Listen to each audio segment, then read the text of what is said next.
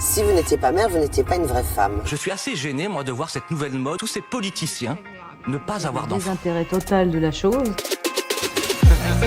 Vous êtes plutôt jeune, vous deux. Qu'est-ce que vous attendez ? Elle veut pas d'enfants. Mettez-vous-y avant 40 ans, vraiment. Aujourd'hui, j'ai 70 ans. Je suis de nouveau enceinte. Cela ne nous regarde pas. C'est pour quand ? C'est pour quand ? C'est pour quand ? Alors ? C'est pour quand ? Donc elle m'a dit, pour vous, elle me dit, vous pouvez l'appeler comme vous voulez, j'ai pas de mots là, elle me dit, vraiment, vous êtes une miraculée parce que tout s'est bien enchaîné jusqu'à l'anesthésiste.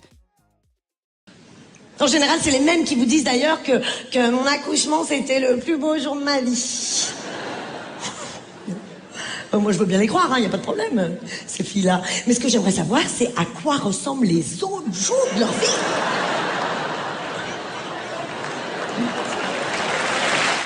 Florence Foresti ne s'y était pas trompée. Un accouchement, ce n'est pas un moment de grâce au milieu des choux et des cigognes. C'est un instant cru, quasi archaïque. Un moment suspendu où tout peut basculer. Heureusement, depuis les années 30 en Occident, les accouchements se font en sécurité pour la mère et l'enfant. Enfin, la plupart du temps. Mais pas toujours, parce qu'il y a des histoires qu'on préfère taire. Aujourd'hui, je reçois une femme que les médecins ont qualifiée de miraculée. Oui, vous avez bien entendu, miraculée. Je reçois Gracieuse Fonta, créatrice de 12 tribus, un réseau national qui accompagne les femmes dans la périnatalité et la petite enfance. Mais avant de devenir entrepreneur, Gracieuse a traversé un accouchement hors du commun. Et d'abord, Gracieuse, salut. Salut. Est-ce que tu peux te présenter en quelques mots ? Donc je m'appelle Gracieuse Fonta, je suis toulousaine, en tout cas j'étais parisienne et maintenant ça fait 11 ans que j'habite à Toulouse, j'ai 37 ans et donc j'ai 2 enfants, des jumeaux qui ont maintenant 6 ans, Gabin et Noé. Bravo. Merci. Quand on a préparé cette interview, tu m'as dit qu'à la base, tu étais plutôt de la team de celles qui ne voulaient pas spécialement avoir d'enfants. Pourquoi ça et qu'est-ce qui s'est passé ? Alors c'est toujours rigolo quand on me pose cette question. Ce qui s'est passé, c'est qu'en fait je voulais tout simplement pas d'enfants parce que je me trouvais pas responsable. Je pense comme beaucoup de personnes, en fait, on a tous des traumatismes et donc moi j'en ai eu à mon enfance et je me sentais pas du tout légitime en fait et l'envie d'avoir des enfants pour pas les faire souffrir. Donc j'ai grandi en fait avec cette pensée en me disant mais non, je n'aurai pas d'enfants. Et puis j'ai rencontré mon mari. Et là, tout a changé. Tout a changé, il t'a fait voir les choses autrement. Complètement. Lui avait pas forcément envie, mais en tout cas, l'idée d'avoir des enfants, c'était quelque chose dont il se fermait pas la porte. Et petit à petit, en fait, il m'a amené à me dire que j'arrivais à me projeter en fait avec lui, plus que de tous les deux en fait. Et c'était assez incroyable. Donc, ce projet arrive et tu tombes enceinte. Mm. Et on t'annonce une grossesse gémellaire. Mm-hmm. Alors, qu'est-ce que tu as ressenti à ce moment-là ? Ton compagnon également ? Qu'est-ce qui s'est passé dans votre tête ? En fait, ça s'est passé en 2 temps. La première, c'est qu'en fait, je me sentais pas bien. Je travaillais encore à l'époque en EHPAD et j'avais du mal à porter les personnes âgées. Et une de mes collègues me dit « Je pense que tu es enceinte ». Je lui dis « Mais pas du tout, non, c'est pas possible ». Elle me dit « Si ». Bon, je me dis le soir, je vais faire un test de grossesse et donc j'en fais un et en fait, je vois qu'en fait, oui, il y a 2 bandes là, donc je... Waouh, choc, j'étais là, ok, c'était pas du tout dans mes projets, en tout cas dans nos projets à l'instant T, et donc en fait je pleure, vraiment je m'écroule, parce que je me dis mais non, c'est pas possible, et j'en parle un peu du coup à mon compagnon, et en fait je lui annonce pas, c'est pas l'annonce, waouh, regarde, je pose le test, et genre je suis hyper contente, moi il me voit en fait en pleurs, et donc du coup lui, forcément, qu'est-ce que ça fait, il est pas content parce qu'il voit que je suis pas heureuse. Donc j'essaie aussi dans ma tête, ça fait un petit chemin en me disant bon quand même si c'est là c'est que voilà, moi j'aime bien dire que je crois au destin et qu'en fait c'était pour nous. Et donc du coup faut forcément faire une première échographie, donc on prend rendez-vous, on y va, première échographie, je crois qu'on ne le sait même pas encore du coup parce que c'était un peu tôt quand même si je me rappelle bien. Et c'est en fait à la 2e, mon mari du coup n'est pas là, il est en vacances avec sa famille et en fait là elle m'annonce, alors en plus c'est rigolo parce que dans le corps médical on dit pas vous attendez 2 bébés, elle me dit il y a J1, J2. Je lui dis qu'est-ce que ça veut dire ? Et donc elle nous dit vous avez 2 bébés. Et là, le choc. Alors, elle, hyper contente parce qu'elle se dit, je vais pouvoir suivre une grossesse gémellaire. Moi, pas du tout. Parce que déjà que j'apprends que je suis enceinte. Le cas pratique, tu sais, pour... Non, mais c'est exactement ça. Et là, elle m'annonce ça. Donc, elle voit à ma tête pas du tout. Donc, je suis un peu là, un peu choquée. Je sors du rendez-vous, j'appelle mon mari. Même réaction pour le coup, parce que lui, il s'était dit, c'est bien. Et là, quand je lui annonce, je le sais après, des semaines après, sa mère m'a dit, il était dans le jardin, il était en vacances, je crois au Pays Basque, et en fait, elle m'a dit, on a vu qu'il avait un coup de téléphone, et en fait, il s'est assis d'un coup, il est resté 1 heure tout seul au fond du jardin. Et moi, il m'a raccroché juste, il m'a dit, ah. Et après, ça a coupé. Après, il a raccroché.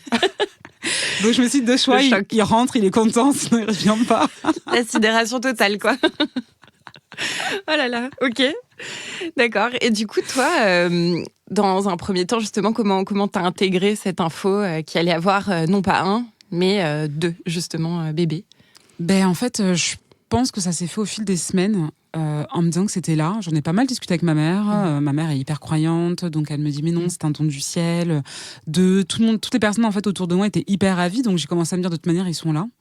Et on peut pas faire autrement, on a le choix, mais en fait j'ai essayé effectivement de voir le bon côté. Et je pense que il fallait du temps. Voilà, au bout de quelques semaines, j'ai commencé quand même à me réjouir en me disant que ça allait nous unir encore avec mon mari, et en fait qu'on allait être plus 2 mais 4, et qu'en fait ça va être juste une aventure incroyable. Donc tu es enceinte.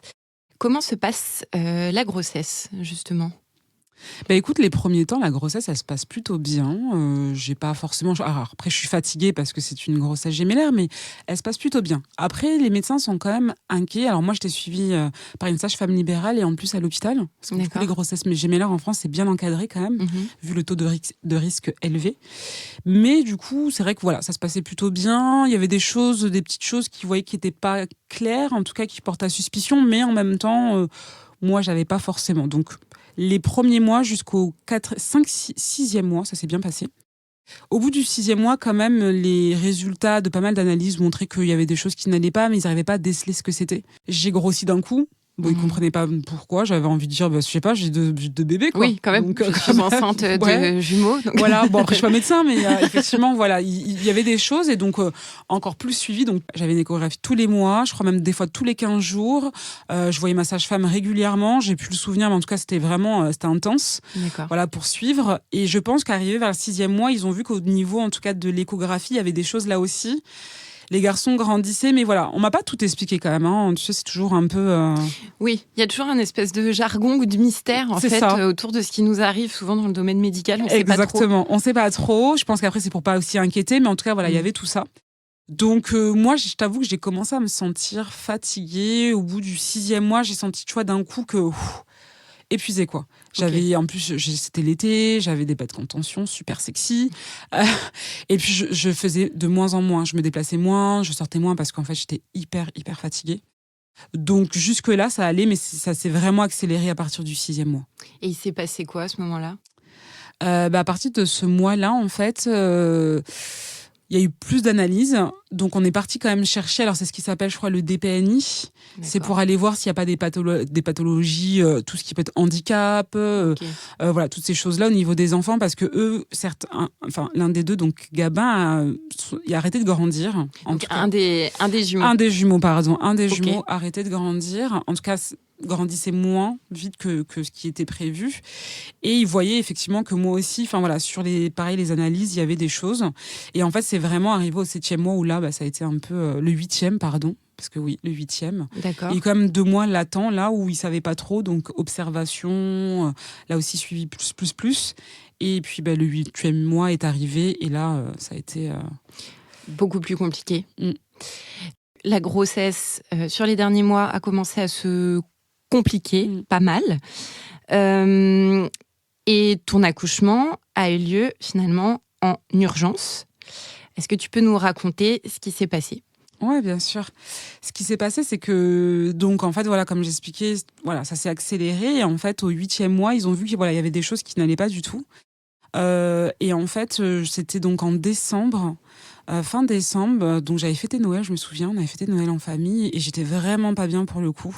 T'étais fatiguée? Mais vraiment fatiguée au point de repas de famille, on était 40, je m'étais endormie sur le canapé, j'avais pas mangé, j'arrivais plus à me lever. Enfin, ah oui, vraiment, ok, ouais, c'est quand même mauvais signe. Voilà, c'est ça. Mais on n'était pas chez nous à Toulouse, donc on s'est dit qu'on allait rentrer. Peut-être, j'allais en parler à ma sage-femme. Je lui en ai parlé. Et j'entends le vendredi 11, donc janvier, il était, 15h, je pense. J'entends quelqu'un qui sonne, je comprends pas, je vois ma sage-femme, je lui dis mais qu'est-ce que vous faites là? Et elle me dit, je devais venir, parce qu'elle m'avait dit on se verra la semaine prochaine, elle devait aller au ski, je crois, je ne sais même plus, c'était en janvier. Et donc je la vois là, donc elle vient en plus avec tout son matériel. Donc elle débarque chez toi avec son matos. Exactement. Sans t'avoir prévenu qu'elle allait venir. Mais quoi. non, donc je comprends pas trop, mais en même temps hyper bienveillante, rassurante. Voilà, vraiment, non, je devais venir. Bon, ok, je me dis d'accord, donc... Elle m'ausculte et tout, voilà. Et puis là, elle voit des choses, mais elle me dit rien. Elle me dit, on va appeler l'hôpital et puis on va appeler l'équipe pour voir. Bon, elle parle, je sais pas, elle dit pas trop de choses devant moi. Et là, elle me dit juste, bon, par contre, il faudrait que vous puissiez appeler votre mari ou quelqu'un de votre famille pour pouvoir aller à l'hôpital, parce que je pense qu'il y a des choses à voir, mais moi, je suis limitée, j'ai pas assez le matériel qu'il faut. Ok. Bon, ok. Mais bon, elle me presse un petit peu en disant, il faut y aller maintenant, par contre. Donc, bon, elle me dit, vous ressortirez le lundi. Donc, je dis, ok, d'accord, moi, j'y vais, j'appelle mon mari. Bon, ça s'organise un petit peu. Et donc, on y va aux urgences. Elle me dit, ils sont au courant, on arrive. Bon, on m'avait toujours prévenu. Le jour où, même s'il y a quelque chose, même s'il ne se passe rien, vu que c'est une grossesse gémellaire, vous attendez-vous à avoir beaucoup de monde. Donc, on m'a dit, x2, il faut avoir 10 personnes dans votre salle, dans la salle. Donc, c'est vrai que quand je suis arrivée... C'est impressionnant, quand même. C'est hyper impressionnant. Ouais. Bah, surtout que quand même, quand on s'allonge, les femmes, bon, on est quand même allongées. Ouais, c'est vraiment... On montre notre intimité. Ouais, bon, il y a un truc... C'est ça. Il y a un truc de faut être à l'aise avec son corps. Voilà, faut être vraiment dans un lâcher-prise. Complètement, c'était exactement ça. Donc, je vois au fur et à mesure 2 personnes, 4 personnes. Bon, voilà, on me prévient. En plus, moi, j'étais les jambes ouvertes, quoi. Donc, sympa. Ouais, tout le défilé de l'hôpital. Un moment agréable. Exactement, bon, non, j'en rigole. Mais voilà, en tout cas, tout le monde arrive. Et puis, je vois que bon, voilà, les gens s'agitent, mais sans trop. Toujours pareil aussi, en nous montrant rien du tout avec mon mari. Nous, on était en train de prévoir notre lundi, de ce qu'on allait faire. Et là, une personne rentre et nous dit, bon, madame Fonta, vous allez devoir accoucher. Non. Ah ouais, d'accord. Voilà. Et donc là, t'étais à 8 mois, c'est ça? C'est ça, ouais. J'étais à 8 mois. Et donc, je dis, non, c'est pas possible, c'était pas prévu, c'est pas ce qu'on m'a dit, donc non, je vais pas accoucher. Non. Mais t'étais pas du tout préparée psychologiquement à ce moment-là, quoi. C'est ça. Okay. Donc, c'est le cas, on m'explique que si, mais c'est pareil, on nous dit pas trop, donc je dis non. Où est ma gynécologue, parce que c'est elle qui me suivait à l'hôpital. On me dit qu'elle est pas là. Je dis, encore moins que vous allez pouvoir me faire accoucher, c'est pas possible, si elle n'est pas là, je n'accoucherai pas, je vais garder mes bébés dans mon ventre. Donc, ils essayent, mais je leur dis non. Et donc, effectivement, on l'appelle et on m'explique qu'elle va arriver, que j'ai de la chance parce que c'est son week-end de garde, donc elle sera là. Donc j'ai dit, vous attendez qu'elle arrive parce que moi je vais aller. C'est mort sinon.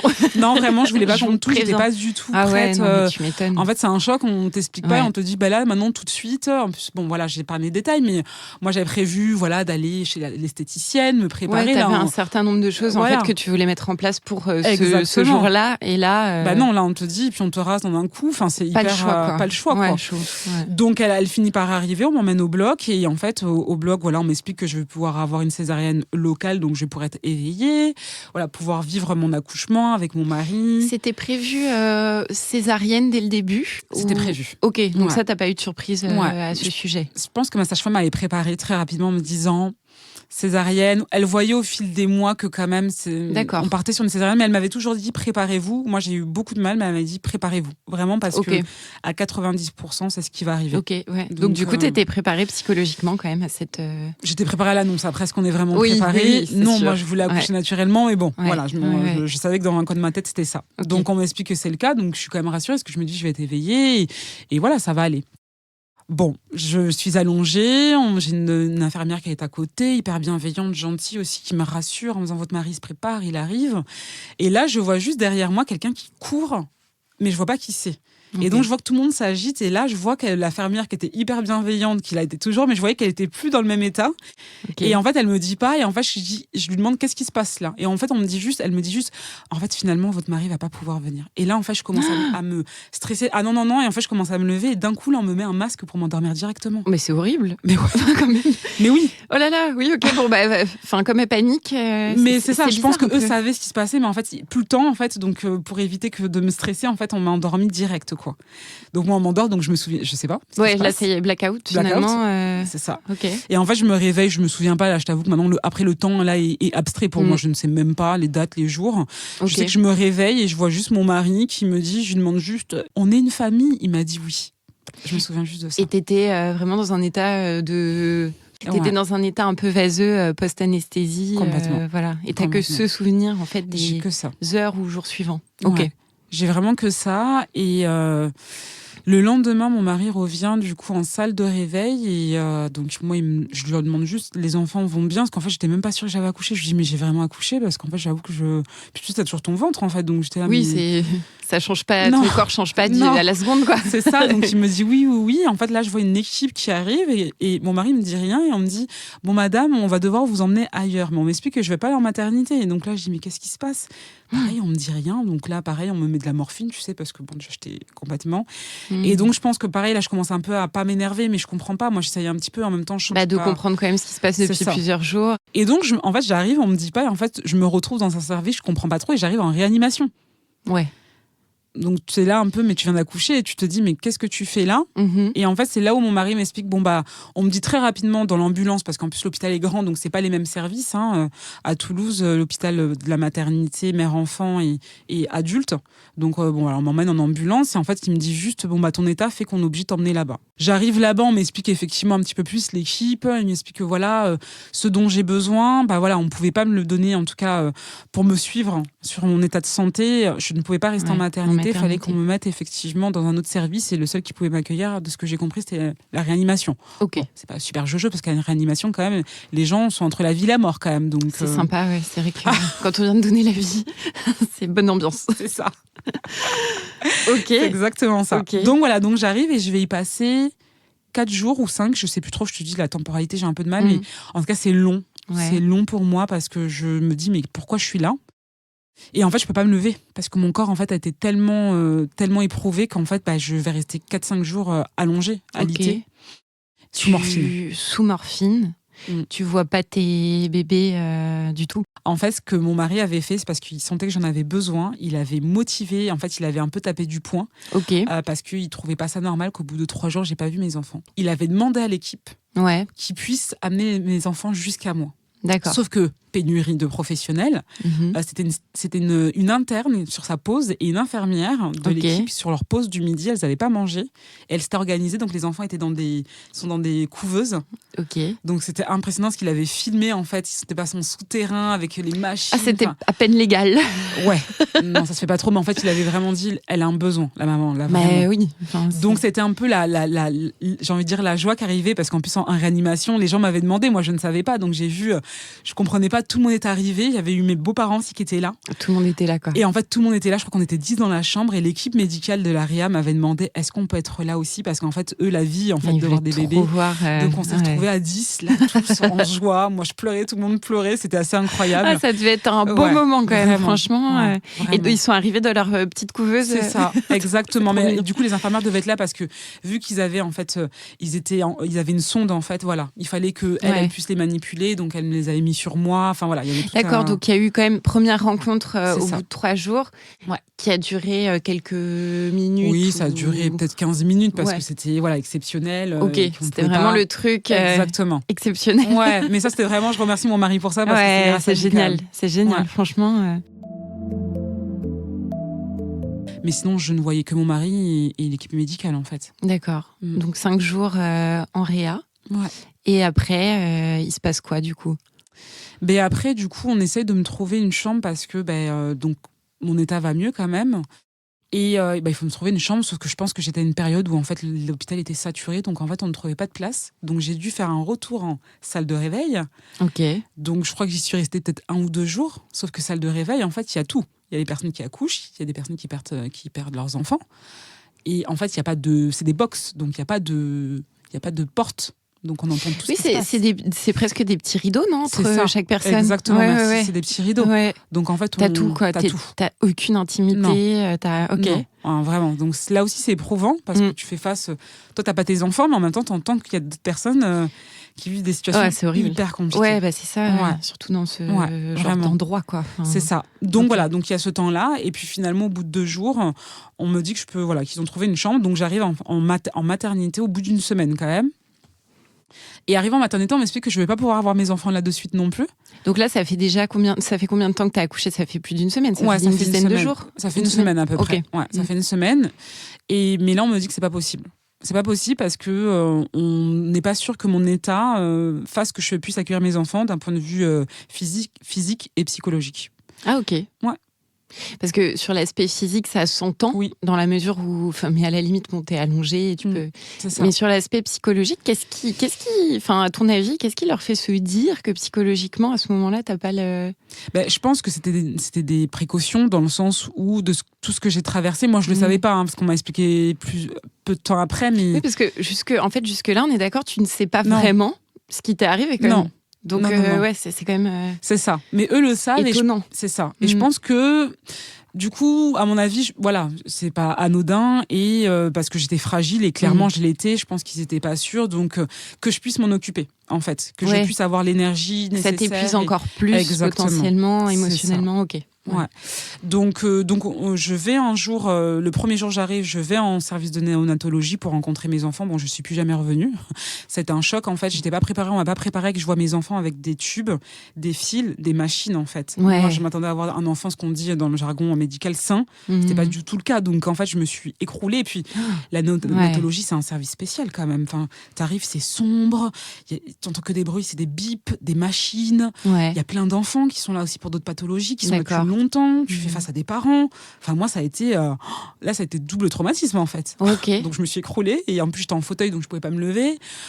Éprouvant. Ouais. Après, les équipes ont été bienveillantes. Une infirmière, même, s'était énervée parce qu'on avait demandé mais pourquoi on m'avait amenée alors qu'en fait, je n'allais pas bien. Et donc, elles ont été super, par contre, les infirmières. Et donc, elles m'ont dit, vous faites bien de ne pas revenir. Vous n'êtes pas en état, vous n'avez pas l'énergie pour.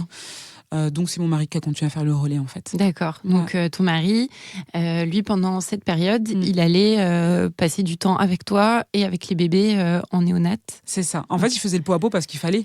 Ouais, c'est ça, c'est hyper important. C'est ça. Donc c'est lui qui l'a fait. J'étais hyper ravie pour ça, pour le coup, parce qu'on dit souvent les papas sont pas. Là, pour le coup, moi, mon mari, c'est trop mignon. On adore ce genre d'histoire quand même. Vraiment, il y a des photos et il avait les deux et donc c'est lui qui le faisait et puis me montrait des photos. Donc j'étais hyper ravie en même temps parce que je me suis dit bon, il est là. Tout ça. Il est là quand même, quoi. Donc lui, il faisait le triangle. Donc c'était moi, les enfants, ils rentraient du coup chez nous pour se reposer. D'accord, ouais. Éprouvante période quand même, quoi. Complètement. Donc là, tu as eu une chambre en maternité pendant combien de temps ensuite? En fait, là, je suis arrivée et je vais plus en bouger. En fait, je vais rester là et donc les enfants restent en néonat et donc je pense que ça dure 3-4 jours parce que l'équipe, je me souviens, alors à chaque fois les gens rigolent quand je dis ça, mais en fait ils avaient demandé à mon mari parce que moi je voulais vraiment les avoir et mon mari avait dit mais si nos enfants sont en chambre avec leur mère, je viendrai dormir avec elle pour l'aider. Ouais.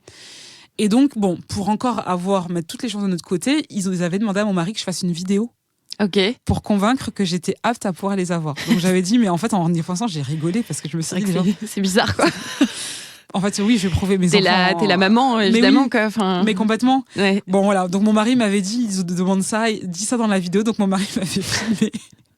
Ok, t'as dû faire une vidéo sur ton lit d'hôpital pour dire ok, j'atteste. Ouais, je sais plus trop ce que j'avais dit. Je crois que j'avais dit, mais voilà, que j'étais de tout ça. Enfin voilà, j'avais envie d'avoir mes enfants, que moi je ressentais ce besoin en fait de les avoir sur moi, enfin voilà, parce qu'il me disait oui, mais comment vous allez faire? Vous pouvez pas vous lever. J'ai mon mari. En fait, je vais faire toute ma période d'hospitalisation dans cette chambre de maternité. Et donc, comme je l'expliquais, donc, après cette vidéo que j'ai faite, que mon mari a donnée à l'équipe médicale, ils ont jugé que c'était possible que je puisse avoir mes enfants puissent remonter en chambre avec nous. D'accord. Voilà. Donc, grâce à cette vidéo. À cette vidéo, je pense à la force de mon mari et puis qu'on ne veuille pas lâcher. Ouais. Et donc, pareil, là aussi, un peu une haie d'honneur, j'entends, et tout, qu'il y a plein de... Tous les soignants sont dans le couloir. Et en fait, les enfants... non, c'est incroyable. C'est incroyable, c'est fou. Vraiment. Et en fait, les enfants arrivent, on m'ouvre la porte. En fait, on me l'avait pas dit, mais mon mari... Tout juste, il n'y a pas eu un feu d'artifice. Non, mais c'est ça. Et en fait, incroyable. Et donc, je vois les enfants qui arrivent et en fait, je suis hyper ravie. Ouais. Et donc là, il y a une pédiatre et un autre médecin, je pourrais plus te dire, parce qu'en fait, les gens m'ont vu, mais moi, j'avais pas de souvenir. Et ils sont rentrés en disant bravo Madame Fonta, vous vous souvenez pas de nous parce qu'ils m'ont dit on vous avait vu nous quand vous vous êtes réveillés, mais vraiment bravo. Donc là les gens te disent bravo, j'étais là, mais qu'est-ce que j'ai fait? Mais qui êtes-vous surtout? Et donc elle m'explique juste nous on vous a vu et vraiment bravo pour ce que vous avez traversé. Waouh, c'est beau. Donc C'est beau. C'est beau, mais j'avoue sur le moment j'étais là un peu ok, mais je sais pas ce que j'ai fait en fait. Donc Oui, d'accord. Pourquoi vous me félicitez? C'était plus ta question. Donc j'ai dit merci, mais ouais, ok. C'est gentil. C'est ça, j'ai juste mes 2 enfants au monde comme tout le monde. Mais voilà. Et donc à partir de ce moment-là, on a les enfants du coup en chambre. Donc c'est mon mari qui va faire le premier bain, qui va faire toutes les premières fois en fait. Parce que moi, de toute façon, je peux pas. Donc t'es dans la chambre avec Gabin et Noé. Et qu'est-ce que donc ton mari prend le relais énormément. Oui. Quel souvenir tu gardes de cette période où t'étais en chambre avec les petits et tout ça, puisque ça a été la première vraie rencontre à long terme, on va dire. Ben en fait, j'en garde. C'est un mélange de plusieurs émotions. Autant de la joie, de la peur, parce qu'en fait, on dit souvent, enfin, tu sais, t'as besoin de créer du lien en fait avec tes enfants. Là, je l'avais pas, donc j'étais un peu, c'est mes enfants, eux, et en même temps, je sais pas trop. Et en même temps, la joie aussi de me dire, je les ai, ils sont là, j'ai envie qu'on puisse communiquer ensemble. Donc, c'est un mélange de tout, de tout, et puis c'est quoi la suite maintenant? Parce qu'en fait, maintenant, je les ai et je fais quoi? Ouais, c'est ça. Qu'est-ce qu'on fait? Et t'as été soutenue aussi par le personnel médical quand t'étais dans la chambre avec... Heureusement. Ouais. Heureusement, vraiment, on remercie. On aime bien dire avec mon mari que c'était un peu notre chambre, c'était un peu le sas de décompression de l'équipe, parce qu'on a créé du lien, on est resté 1 mois et demi. Ah ouais, un mois et demi quand même. C'est ça. Ouais. Et en fait, on s'attache, on crée des liens avec les personnes. Nous, avec mon mari, on est vachement observateurs, donc on voyait aussi qu'il y avait des dysfonctionnements. Quand on voit une professionnelle qui passe énormément de temps avec nous, mais genre 1 heure dans notre chambre, à un moment donné, on lui demande, mais vous n'avez pas d'autres personnes à vous occuper? Elle nous dit si, mais je sais que vous avez besoin. Et donc, on crée un lien parce qu'on sent qu'il y a des choses, on lui dit, mais à quel moment vous mangez? À quel moment vous allez aux toilettes, en fait? Et donc là, elle nous dit, quand je peux. Et là, on lui dit, non, en fait, c'est plus possible. En fait, allez manger là. On n'a pas besoin de vous, on va se débrouiller. Et donc, tout ça fait on crée du lien avec comme les une personnes. grande famille, en fait, pendant ce mois et demi à l'hôpital. Mais parce qu'en fait, elles sont là, je dis elles parce qu'il n'y a pas d'hommes, elles sont là pour nous, en fait, dès qu'on a des questions, dès qu'elles voient qu'en fait, il y a quelque chose, en fait, elles répondent oui de suite. Donc, nous, on a été hyper soutenus. Vraiment. C'est génial ce que tu racontes, quand même aussi, de l'implication de tout ce personnel médical, du soutien que vous avez eu. Et mais tout. complètement. C'est vrai que c'est une belle histoire. Tu as su ce qui s'était passé concrètement dans ton corps à ce moment-là, pour les bébés et tout. Tu as eu plus d'explications après coup en termes de diagnostic? Ouais, en fait, on a insisté de demander à l'équipe, parce qu'après, ma gynécologue, vu j'avais accouché, en fait, elle était plus là, du coup, parce qu'elle est juste là pour accoucher. Après, le relais, c'est les pédiatres, les autres médecins. Et donc, on avait demandé explicitement à l'équipe qui s'occupait de nous que notre gynécologue vienne pour nous expliquer. En fait, on a vraiment insisté, on a dit si, elle va venir. Il y avait un besoin, là, quand même. Un mois et demi vraiment. d'hôpital. Elle est venue 2 fois. J'avais fait une préclampsie. Ok. Voilà, qu'ils n'avaient pas réussi à détecter, en fait. J'avais de l'hypertension. Quand je parlais d'analyse, qu'il y avait des choses qui n'allaient pas. La prise de poids rapide. Le sucre aussi, je crois, sucre, dans le exactement. sang. Ouais. Mais en même temps, le sucre dans le sang. Et en même temps, voilà. Ils ne savaient pas que c'était ça. Ils n'avaient pas réussi à déceler. Et en même temps, il y avait eu la préclampsie. Et j'avais fait un SHAG. C'est une stéatose hépatique. C'est lié au sang, en fait. C'est une pathologie qui est liée au sang, qu'on ne peut pas détecter avant le dernier mois de grossesse, en fait. D'accord. Ouais, voilà. Donc, effectivement... c'est ça. Et pour préciser, concernant la préclampsie, encore actuellement, on ne sait pas médicalement à quoi c'est dû et quelles sont les situations concrètes. Enfin, il y a des situations concrètes qui peuvent en provoquer un peu plus. Les grossesses gémellaires, je crois. Les grossesses avant 18 ou après 35, il y a des choses comme ça. Tout à fait. Mais on n'a pas de... Enfin, c'est fou. Encore une fois, pour revenir sur la santé des femmes et obstétricale et tout ça, il y a des choses sur lesquelles on n'a absolument pas de... On ne sait pas pourquoi ce qui se passe et comment, et voilà. Quelles ont été les conséquences pour toi à ce moment-là et après? Les conséquences, c'est que déjà mon corps il a beaucoup souffert pour le coup, parce que c'est vraiment ces 2 pathologies qui ont accéléré du coup mon accouchement, parce qu'en fait j'avais des contractions, je les ressentais pas, je ne savais pas que c'était ça, et surtout avec donc cette 2e pathologie qui est la stéatose, en fait mes organes avaient arrêté de fonctionner. Ouais, c'est quand même, c'est hyper dangereux. Mais complètement. Et donc c'est ce qui a fait qu'en fait moi les enfants étaient en train de mourir. En fait, je m'en rendais pas compte. Ouais. Et c'est ce qui a accéléré. Donc ma sage-femme libérale avait vu que ça n'allait pas, mais elle savait pas, elle n'avait pas le matériel pour savoir que c'était ça. Ok. Et donc même aux urgences, ils avaient vu la prééclampsie, mais ils n'avaient pas vu la stéatose, en fait. Ok. C'est pour ça que l'anesthésiste, en fait, et ma gynécologue m'a dit, vous pouvez le remercier lui, parce que c'est lui qui l'a vu. Et s'il ne l'avait pas vu, en fait, l'accouchement, si on avait fait juste une anesthésie locale, en fait, je serais décédée. Parce que j'aurais pas tenu le coup, j'étais trop fatiguée. Ouais. Donc Ok. quand elle m'explique ça, je me dis waouh. Et pareil pour ma sage-femme libérale. Bah, c'est vrai que c'est fou parce que tu nous expliquais quand même que ta sage-femme, elle est venue un peu par hasard chez toi. C'est ça. Et que, enfin, en fait, ces personnes-là t'ont sauvé, quoi. Mais complètement. C'est d'où le terme miraculé qui est pas du tout Exactement. galvaudé dans C'est ton ça. cas, quoi. Mais c'est exactement ça. Et ma gynécologue m'avait dit pareil à l'hôpital, si votre sage-femme n'était pas venue le vendredi, vous serez décédée dans le week-end, en fait. Ouais, c'est fou. Donc elle m'a dit, pour vous, elle me dit, vous pouvez l'appeler comme vous voulez, j'ai pas de mots là. Elle me dit, vraiment, vous êtes une miraculée parce que tout s'est bien enchaîné jusqu'à l'anesthésiste. Et c'est vraiment lui qui a fait quoi. Donc, waouh. C'est une histoire, je trouve, à la fois effrayante forcément, mais en même temps porteuse de tellement d'espoir. Tu vois, tu te dis, on a vraiment des bons professionnels aussi en France, notamment. On a cette chance et c'est vrai que grâce à eux, quand même, il y a des choses qui se passent bien malgré tout. Complètement. Et pour en revenir justement à l'après-coup, quand vous êtes rentré à la maison, après 1 mois et demi à l'hôpital, avec les petits, comment ça s'est passé le retour d'un point de vue psychique déjà ? Psychique, je crois que c'était le plus compliqué. Le retour ? Ouais, le retour, parce qu'on ne se prépare pas vraiment, c'est compliqué. Déjà, ça faisait 1 mois que je n'étais pas rentrée chez moi, je ne me reconnaissais plus ma maison.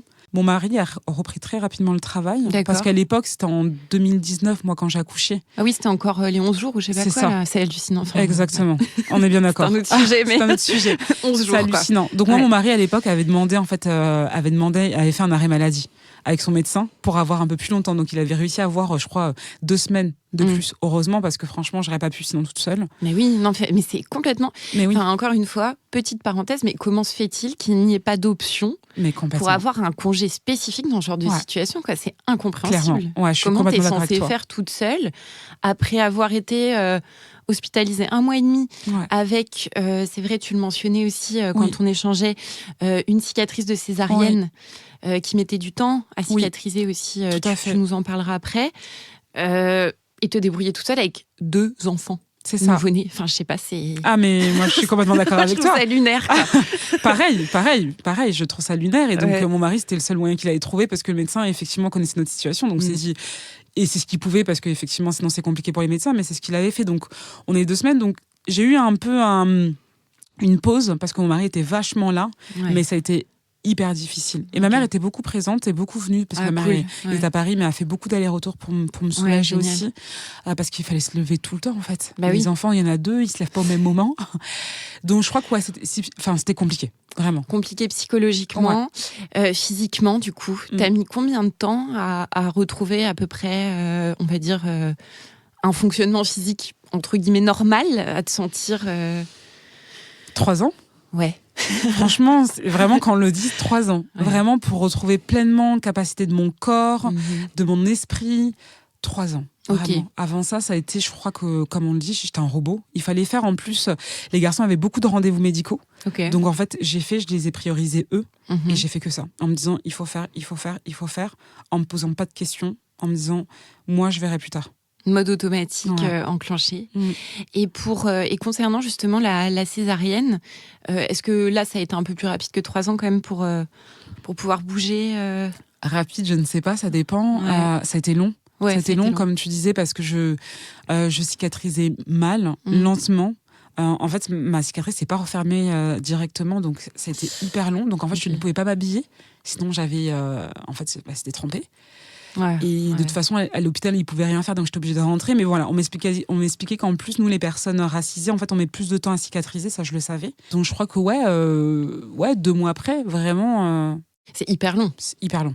Surtout quand t'as des nouveau-nés, et puis on te dit, il faut te reposer, parce que pour qu'elle cicatrise, pour qu'elle se referme. Sauf que, en fait, tu te reposes quand ? Non, mais c'est la question, quoi. Surtout qu'il n'y a pas de congé spécifique pour le papa, pour qu'il puisse venir à la rescousse. Donc, je ne sais pas comment sont censés faire les mères dans ces situations-là. Je sais pas, c'est un truc de survivant, quoi. C'est hallucinant comme truc. Ok. Et donc, les semaines, une fois que vous êtes à la maison... ton mari reprend le boulot quand même assez vite, etc. Vous organisez comment quand même pour que tu arrives, toi, à trouver des petites bulles pour te reposer, pour te remettre progressivement, même si tu es en mode automatique? T'as eu des petites...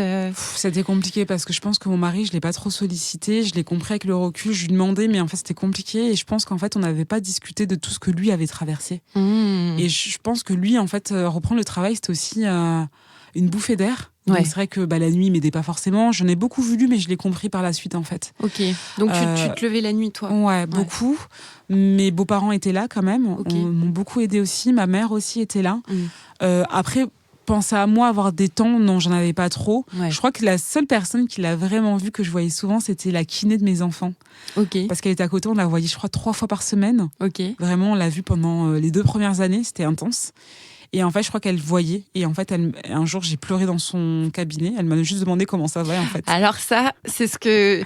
si on vous demande comment ça va et que vous fondez en larmes, sachez que c'est normal, mais surtout que c'est un petit signe qu'il y a peut-être un truc à checker. C'est exactement ça, merci Octavia. Et ça a été ça. Et en fait, elle a été hyper bienveillante. Elle m'a dit, tu sais quoi, là, en fait, tu vas me laisser avec les enfants, tu vas aller faire un tour.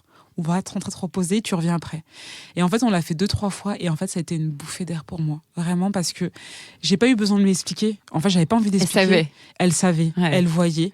Et en fait, elle m'a juste dit, va-t'en. Et je me suis dit, merci. On aime ce genre de personnes qui comprennent c'est clair. directement ce qui se passe et qui sont une petite soupape, une petite bouffée d'air, même un quart d'heure, de tranquillité. C'est ça. Ok, génial. Est-ce que tu as des conseils que tu donnerais pour tenir aussi psychologiquement pendant ce type de période que tu as vécu? Est-ce qu'il y a des petites leçons, même si on ne veut pas donner de leçons, mais des petites choses que tu as apprises et qui t'ont aidé? Alors, je ne donnerai pas de leçons parce qu'en fait, souvent, on va dire parler. Mais en fait, c'est compliqué. Je me rends compte qu'en fait, j'ai arrêté de dire ça parce que moi, on m'a proposé à plusieurs reprises. Je ne l'ai pas fait. Je ne l'ai pas fait parce que j'avais peur, j'avais pas envie. C'était trop compliqué pour moi. Donc, j'ai pas de leçons. La seule chose que je pourrais dire, c'est que ce qui a été et ce qui fait qu'aujourd'hui, j'en suis là, en fait, c'est mon mari. Vraiment, je crois que ça a été vraiment ça. Je crois que c'est vraiment... Tout ça, ça a renforcé notre relation. Et même si on ne s'est pas tout dit, même si ça a été compliqué, en fait, c'est la personne avec qui je vis qui a été tout le temps là, clairement. Et je crois que s'il y a bien quelque chose à faire, c'est... En tout cas, parler, je ne sais pas, mais... vraiment préserver cette relation qu'on a de couple, parce que c'est ce qui fait qu'on tient. On est deux, avoir des enfants, couple au sens large, mais c'est vraiment la personne avec qui on vit, vraiment qu'on se rend compte que c'est un soutien. Et parler ou pas parler, mais en tout cas, voilà, être en phase avec elle. Et moi, je pense qu'avec le recul, on l'a fait beaucoup de temps après avec mon mari, on s'est posé quand même, on a parlé beaucoup par rapport à tout ce qui s'est passé, on a posé les choses. Et ça m'a fait le plus grand bien parce que je me suis rendu compte que tout au long, il a été là, même quand je le voyais pas. Et je me dis que s'il avait pas été là, j'aurais pas pu. Bien sûr, toutes les autres personnes, mais c'est vraiment lui. Et je crois qui a été le socle, en tout cas, de tout ça. Et puis, ce qui fait notre famille, en fait, c'est vraiment... ça commence par nous deux. Donc, c'est pas une leçon ou un conseil, c'est juste dire à la personne avec qui on vit, c'est notre pilier, en fait. Et que si... bien sûr, les autres sont là, mais si Si on peut pas compter déjà sur cette personne, c'est mal embarqué, quoi. C'est mal embarqué, complètement. Et quand tu dis que tu avais peur de parler, c'était quoi? Enfin, vas-y, explique. Pourquoi tu avais peur? Qu'est-ce qui te... En fait, j'avais peur parce que je pense que c'est peut-être parce que je côtoie beaucoup de professionnels du corps médical. Oui, parce qu'on n'a pas précisé. Toi, tu viens du milieu... Alors moi, je viens du milieu médico-social. Du coup, voilà, c'est ça. Donc moi, j'étais aide médico-psychologique et donc j'ai travaillé dans le secteur de l'handicap, en EHPAD, donc en maison de retraite, et dans la protection de l'enfance auprès d'enfants placés par décision du juge. Mais du coup, j'ai peur parce qu'en fait, aujourd'hui, je trouve que notre système, parfois, pointe du doigt là où il ne faut pas. Après, c'est toujours des erreurs humaines que j'accepte, attention. Je porte pas le doigt sur quelqu'un, mais souvent, aujourd'hui, on a tendance à dire que quand on voit que ça va pas, souvent on stigmatise directement les personnes. On peut des fois faire des diagnostics d'erreurs, et ce que j'avais pas envie qu'on pense que je suis folle. C'est bizarre, mais souvent j'en parle avec des femmes qui disent non mais moi j'ai eu des pensées suicidaires, bien sûr. C'est vrai que je l'ai pas dit là, mais j'ai pensé. Ouais. En me disant que ça allait pas bien. Souvent parler dans ce genre de cadre, et même dans le postpartum, etc. Tout à fait. C'est quand même un truc. Tout à fait. Et en fait, j'avais peur parce que vu qu'en fait l'équipe médicale, au moment où quand j'étais à l'hôpital, me disait vous avez besoin de faire une vidéo pour prouver, je me suis dit mais en plus si je leur dis que je vais pas bien, non mais moi on va m'interner en fait. Donc moi c'était vraiment ça dans ma tête. Et je me suis dit en plus ces personnes-là je les voyais pas. C'est mon mari qui faisait le relais, donc je me suis dit peur. Même si l'équipe était bienveillante, il y a personne qui m'a fait en tout cas comprendre que je pouvais vraiment parler d'une manière libérée. Donc, je l'ai gardé pour moi. T'as gardé pour toi. Il y avait cette peur du jugement. Oui. Et c'est marrant. Enfin, c'est marrant. C'est pas le mot, je pense. Non, mais je vois ce que tu veux dire. Que tu mentionnes la folie, parce que, en tout cas, moi, des témoignages que j'ai eus, notamment dans les questions de postpartum, etc., c'est quand même une thématique qui revient de manière assez régulière. Bien sûr. Tellement les femmes ne légitiment pas ce qu'elles ressentent, elles se disent je vais pas le dire parce qu'on va me traiter de folle. De folle ou de malade mentale, enfin ce qui voilà. C'est ça. Et c'est malheureux aussi de se dire qu'en fait beaucoup de femmes se limitent aussi dans la parole à cause de ça. Complètement. Mais ça souligne aussi le fait que, encore une fois, c'est pas une critique de qui que ce soit, mais ça souligne qu'il n'y a pas ces espaces pour se sentir légitime dans nos ressentis. Mais c'est exactement ça. Mm. Et comme tu dis, c'est pas pointer le doigt, mais c'est dire que notre société n'est pas prête à ça et ne crée pas, en tout cas, les conditions pour. Donc moi, je suis comme beaucoup de femmes, non, j'ai pas voulu en parler, je l'ai gardé pour moi. Et c'est venu bien plus tard, quand j'avais passé cette période des 3 ans, où aussi j'ai pris du recul sur tout ce qui s'est passé, de me dire, mais en fait, j'aurais pu en parler avec tout ce que j'ai vécu. Mais bon, quand elle est dedans... Oui. Et du coup, aujourd'hui, comment tu vas ? Est-ce que tu peux nous dire ce qui a changé en toi aussi grâce ou à cause de tout ça ? Est-ce que cette épreuve, ça a été un déclic pour toi, pour créer aussi 12 tribus dont je parlais au début ? Ouais. Ben, en fait, oui, moi j'aime dire que aujourd'hui ça va. Franchement, ça va hyper bien parce que je pense que l'humain est une belle machine et notre corps est bien fait pour qu'on se relève. C'est vrai. Vraiment, c'est incroyable. Ouais. Et c'est surtout que pour moi, je vis les choses comme des expériences. C'était une expérience incroyable, difficile, éprouvante, mais en fait, j'en ressors et on en ressort. Mes enfants, mon mari et les personnes qui nous entourent encore plus grandis. Ça a complètement changé ma perception du monde, de mes relations avec les autres. Vraiment, je vois plus pareil. Et donc, pour moi, c'est positif. Vraiment. Mais même dans tout ça, je voyais le positif quand même. C'était dur, mais je me dis qu'il y avait une fin à tout ça. Il y a une lumière quelque part. Il y a une lumière, mais bon, j'ai du mal à la voir il y a quelques années. Elle est un peu loin, mais c'est ça. Mais je la vois, donc non, c'est positif parce qu'en fait, c'est cette expérience qui fait ce que je suis aujourd'hui et que je suis assise avec toi là et qu'on parle. C'est vrai. Donc tu vois, je me dis, mais waouh, en fait, tout ce qui se passe. Et finalement, j'ai envie de dire que nos expériences permettent de transmettre ce qu'on vit aux autres pour les aider à avancer. Donc moi, je le vois toujours comme ça. Ouais. Et donc, nos enfants vont bien, ils ont 6 ans. Tu vois, là, en avril, ma pédiatre m'a dit, c'est fini. Elle m'a dit, sorte, parce qu'en fait, t'as un accompagnement pour les enfants, ils étaient prématurés. C'est vrai que je l'ai pas dit, mais ils étaient prématurés de tout ça. Ouais. Et en fait, ils sont sortis de ce dispositif-là. Et elle m'a dit ça en avril. Franchement, j'en ai pleuré. Ah, tu m'étonnes. Quand elle m'a dit ça, elle m'a dit bravo à vous. Et là, moi, ça m'émeut de ouf. Je me dis, et bon, mon mari, je lui ai dit ça, il était là, bah oui, bah, c'est bien, bon. Il y a des choses. Je crois qu'on est différents sur ça. Mais enfin gracieuse. Mais oui. Et donc déjà ça, tu te dis waouh, t'as passé autre chose. Ouais, ça y est, ça fait du bien. C'est une page qui se tourne. Exactement. Ouais. Et après oui, forcément de mes projets 12 tribus et tout ce que je fais aujourd'hui, ça bien sûr ça a été un moteur parce qu'en fait de tout ça, j'ai rencontré des humains, des personnes et en fait j'ai vu des problématiques et je me suis dit mais il y a tellement de choses à faire. Vraiment que ce soit avec les professionnels à l'hôpital, que ce soit pour moi, pour les mères, pour les enfants. Enfin moi ça a ouvert un champ des possibles. Donc, tu m'étonnes. Ouais, c'est fantastique. Ça a été en tout cas la base de ton projet. Tu peux nous dire 2-3 mots sur un petit peu ce que tu fais à travers 12 tribus Ouais, très rapidement. En fait, de toute mon aventure, ce que j'ai créé, c'est que je me suis rendu compte à l'hôpital, mais même de mon expérience professionnelle, que c'était éprouvant ces métiers-là, ce que j'appelle les métiers de l'humain. Ouais. Et donc de tout ça, en fait, tu parlais tout à l'heure de cet espace qu'on avait besoin pour les mères, pour tout le monde, les hommes. D'oser exprimer des choses sans se sentir jugé immédiatement. Quoi. Ouais. En fait, il n'y avait pas. Et en fait, j'ai créé ça. 12 tribus, à la base, c'est ça. C'est un réseau de professionnels pour ces métiers-là. Mais c'est de créer un espace où, en fait, les professionnels peuvent venir tout déposer. D'accord. Les professionnels ont un espace pour exprimer ce qu'ils veulent. Exactement. Et partager, j'imagine, avec d'autres. Avec d'autres professionnels, parce que tout est lié. Notre métier, notre personne, tout est lié. Et en fait, c'est de leur dire, vous pouvez en parler là. Bon, je dis il, mais c'est elle, parce que c'est que des femmes. C'est des métiers quand même à 99% féminins, mais elles peuvent en parler là. Et de là, en fait, ça crée énormément de choses. Donc moi, j'ai voulu créer cette bulle pour elles. Et de cette bulle, c'est créé d'autres choses. Donc aujourd'hui, on a un centre de formation où on forme les professionnels en crèche. Génial. Et en dernier, j'ai créé la cérémonie des trophées pour valoriser ces métiers-là, leurs projets. C'est la 4e édition. Et cette année, c'est la santé mentale, tu vois. Comme quoi. Ah, ça, c'est le thème. C'est le thème de 2025 aussi. Exactement. Mais je trouvais ça essentiel de mettre aussi la lumière dessus. Hyper important. Et il va y avoir des projets incroyables. Déjà, j'ai eu un petit goût là, un avant-goût, c'est waouh. Donc, c'est des gens qui présentent leurs projets dans le domaine spécifiquement médical, etc. C'est ça. Santé, médico-social, c'est vraiment tous les secteurs d'activité qui touchent au métier. Donc, personnes âgées, petite enfance, santé périnatale, tout ce qui est dépression postpartum. Et en fait, c'est soit des professionnels ou des structures qui peuvent candidater. C'est essentiel ce que tu fais à travers 12 tribus. Merci. Merci, Gracieuse. Bon, dernière question. Oui. Celle, tu m'as dit qu'il te donnait un peu de fil à retordre. Est-ce que tu as un modèle, une femme connue, inconnue, une amie, qui a traversé une épreuve un peu comme celle que tu as traversée en termes de, je ne sais pas comment on dit, santé obstétricale, difficulté à la grossesse, etc. Et est-ce que tu as un exemple? Alors, j'ai un exemple parce qu'effectivement, on en a parlé avant de commencer. Je me suis dit, je sais pas. Mais en fait, j'en ai un, mais qui se rapproche pas directement de mon histoire. Et j'en ai parlé, j'ai fait un post sur elle sur LinkedIn. Okay. C'est Céline Gréco. D'accord.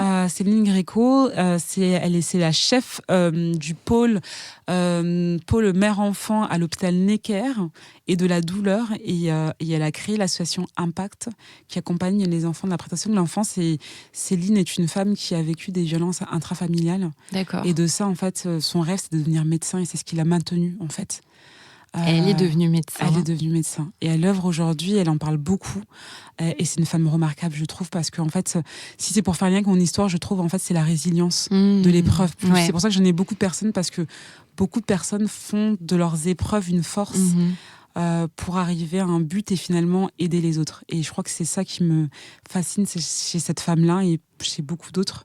Mais vraiment, cette femme me fascine énormément. Et je voulais parler d'elle, parce que vraiment, c'est fabuleux tout ce qu'elle fait, vraiment pour les autres. Et puis en plus, Necker, c'est un hôpital magnifique. Ils font beaucoup de choses là-bas. Et qu'elle puisse être là-bas, vraiment, c'était son rêve. Et qu'elle l'accomplisse, c'était de me dire qu'en fait, on n'aime pas dire que tout est possible, mais j'ai envie de dire, ça l'est, si, vraiment. Disons qu'on n'aime pas dire que quand on veut, on peut, parce que c'est pas toujours simple, mais que par contre, si on a des rêves ou des choses qui nous tiennent vraiment à cœur, il y a quand même moyen de s'en approcher et parfois même de réaliser ça. Donc c'est cool. Trop bel exemple. Merci, Gracieuse. Merci d'être venue au micro de Alors c'est pour quand. Et pour celles et ceux qui aiment le podcast, qui veulent le soutenir, n'oubliez pas de vous abonner sur les plateformes d'écoute et de donner 5 étoiles parce que ça aide beaucoup au ranking du podcast. Donc faites-le s'il vous plaît.